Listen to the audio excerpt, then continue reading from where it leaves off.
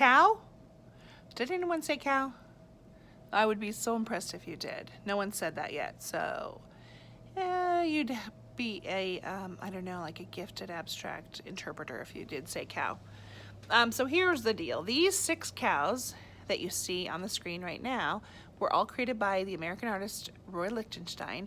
And what he does is he's doing something called a study. And a study would be kind of like a series. So those of you that love to read series, when you're picking a book, you pick the first book, get into it, then you pick a second book, things are changing, characters develop.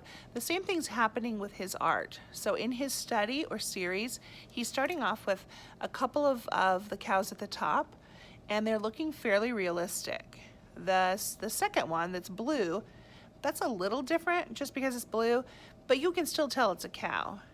As it's progressing further down, they're getting more and more abstract, meaning he's moving away from realistic curves and lines, and he's getting more into sometimes geometric shapes or changing the colors, adding in patterns.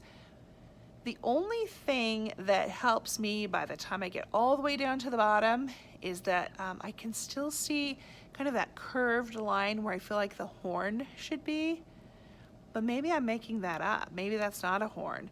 And that's kind of one of my favorite parts about abstract art. It's interpretation. So at the top, I show you that picture of that cow, and everybody goes, look, it's a cow.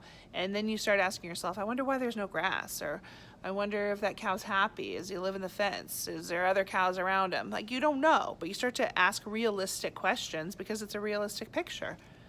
When you get into abstract art, your imagination is going to fire up. So if you guessed anything other than a cow, you weren't correct as far as Roy Lichtenstein, but it doesn't mean you were wrong. I was teasing you when I said wrong. You might see things. Somebody yesterday guessed that it looked like a playground with a basketball court on it, and I can see that. So I love that abstract art fires up our imagination. It makes us think of other things besides just what's right in front of us.